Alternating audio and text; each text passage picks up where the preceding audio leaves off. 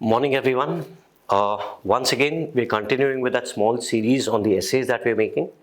And one small factor that we'll discuss here, not how to write an essay, how not to write in an essay.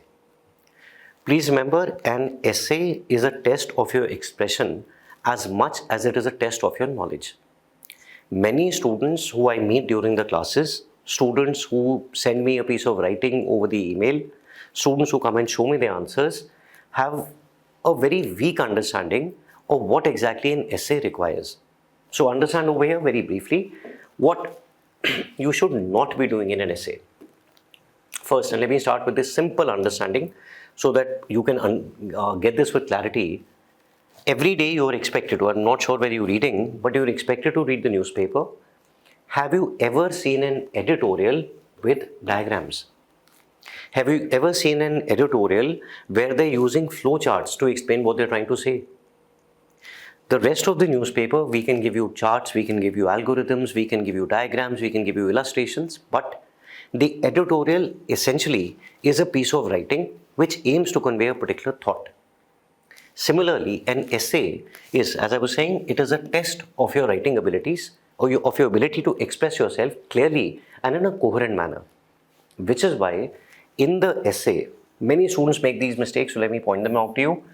Do not use headings. Do not use diagrams. Do not write in points. Don't use bullet points. There's a difference between an answer and an essay. What you write in a GS answer, now GS, what happens? The word limit is very limited. You have 150 words, you have 200 words, 250 words. And in such a confined word limit, it is not easy for me to convey all the information that I might possess on a topic. In an essay, on the other hand, the word limit given to you is between 1000 to 1200 words. That's the basic purpose of introducing an essay paper. Otherwise, the information they've already tested when you sat for your 4 GS papers. Learn to create a distinction between the two. When you ask students to write, any thought that you have becomes easy to understand when you share it with an example. Many students who don't have appropriate content or adequate content, they use personal examples. They use hypothetical examples. I'll show you how they do this. This also you should not do. With personal examples, for instance, if I say that there is a person who's very courageous, an essay that talks about the importance of courage. There's a person who says that my mother is very courageous or my younger brother is very courageous. You could be absolutely right. But this is an extremely private, extremely personal example which a reader or an examiner might not be able to identify with, might not be able to understand. So don't use hypothetical examples. Most importantly, ensure a tidy presentation, good aesthetic appeal, good visual appeal. When we receive, now you are students, but when we receive scripts from different people, we realize that in a bundle of papers, there's a small minority of scripts which are neat and clean. The moment you pick it up, you have no idea what is written inside, but it looks so neat and clean, looks so carefully done, that on a psychological level, you give this person the benefit of doubt. You think that if the presentation is good, even the content would be good. It is not necessary that this person will get good marks, but at least the beginning has been good. So as far as possible, try to ensure that your presentation is also tidy in a coherent manner. Now, to understand the same errors that students sometimes make, what you should not be doing. For example, when I said don't write under headings, the topic for this essay, I'm just showing a part of what some student has written. Topic for the essay is the same one, ship in harbor is safe, but that is not what ships are for. Now, if you notice over here, the student writes difference between Indian society and Western society. But how is the difference between Indian and Western society related to my topic? And if it is related, it should have come out in your writing, not in the form of a heading. Some students similarly, now this person is writing differences between these societies. Some students in the beginning write introduction. Then they write body paragraphs. Then they write conclusion. Then they write afterthought, whatever they might be writing. This is not what you're supposed to be writing. The flow should be such that the difference between different parts of the essay should stand out by themselves. Similarly, this is using headings. Some students make diagrams. This is one student, the same script, but 2 different pages I'm showing you. Just 2 different pages. Over here, what is written over here? Who is sensitive to criticism? Hiroshima, Nagasaki, Holocaust, Bhopal gas tragedy, Gaza, Israel. But this is how you write a GS answer. This is something that you can do in general studies, maybe to some extent even your optional, certainly not in an essay. And here you not only have diagrams, you also have headings. Causes of mental suffering, there are many reasons. This is exactly how you write a GS answer. This is not how you write an essay. And as you can see, if you look at this entire 2 pages, this one and that one, there's hardly any thought that is mentioned. All the thinking is left up to the reader. You are supposed to simplify it. You're not supposed to leave points for us. Alright, so again, diagrams, headings, you should not use. Third, do not use a hypothetical example. If you use a hypothetical example, what is a hypothetical example? Where you make up an example. For instance, the topic over here says, healthcare is not merely the treatment of a disease. If healthcare is not only the treatment of a disease, then what is healthcare? Healthcare, number one, should be preventive in nature. Number two, should be curative in nature, should have curative elements. Number three, should be rehabilitative, and so on. When we say it is not only the treatment of a disease, the treatment of a disease comes in this part over here. It should not only be curative. What about the other two? That is what the essay focuses on.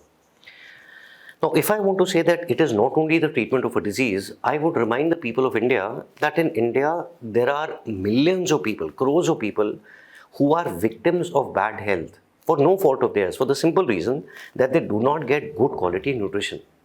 I will remind you that there are millions of people in India who cannot access healthcare systems for the simple reason that they belong to a backward class. There are many women in India, more than half the women in India are anemic for the simple reason that this aspect, the preventive aspect of their health, was not given adequate attention. Now, this is the kind of data, these are the kind of examples that we can discuss over here. But some student who probably did not have the content has written this hypothetical example. What is the hypothetical example? Briefly, Sushma is a tribal girl living in a hostel run by Andhra Pradesh government. She was living here on a scholarship as she is very hardworking and good in studies. Her poor single mother has a lot of hopes from her. So far, you've written one paragraph, but there is no mention of the word healthcare. You're not even talking about it. Let me read further. One day she felt a little dizzy, went to the hostel clinic, where she was told that she is anemic. She was given medicines and later a form for some vaccine trial was signed by her on request of the hostel clinic doctor. Being a 14-year-old, she did not think and signed the document. I am still not clear whether you're talking about the treatment of a disease or a vaccine trial. 2 days later, she was feeling something. I will not read the rest of it, but even if I go to the bottom sentence given on this page here, and that's where we stop, even till the bottom sentence, the topic has still not been addressed. You've written an entire page, but I'm not sure whether healthcare is or is not only about the treatment of a disease. Instead of using hypothetical examples, use real examples, use real information. If I say it is not only about the treatment of a disease, who can you talk about over here? You can talk about a person such as Aruna Shanbhag. If you want, you can talk about this person called Savita Halappanavar, the Indian lady who died in Ireland because she was denied an abortion since it was prohibited by law. Any such example, these examples are world famous. They are very, they're very commonly known by people and they connect very well with the topic. So don't make hypothetical examples, use actual information. Similarly, what I was saying about a tidy presentation, I will not read anything over here, but imagine for a moment that I told you, please check this essay. If you look at this section here, if you look at this section here, if you look at this section here, repeatedly, whoever the student is must not have put in thought before starting the writing. Must have started writing immediately, must have been writing very quickly. And as he or she was writing, in between, this person must be getting second thoughts. So they scratch out what they've written and they try to improve upon it. But for a person who's reading it for the first time, I hope you can appreciate it from here. Look at how untidy it looks. And on a psychological level, you will get a few marks less than what your essay or what your studies and your writing deserves. So when you're writing an essay, simple pointers that you'll keep in mind. Number one, don't use headings, diagrams, bullet points and points themselves. Number two, don't use personal hypothetical examples. Number three, ensure a tidy presentation. And remember that you're writing an essay, you're not writing an answer. And students say I'm still not sure, how do I develop the difference, how do I learn this? You have many options. One option, 23rd June, like I've said earlier also, we are starting the essay course over here. 11 classes, 6 tests, 2 half-length, 4 full-length tests. More information regarding this you will find on the Vajiram website. And if you're interested, 23rd of June, we are starting. Thank you.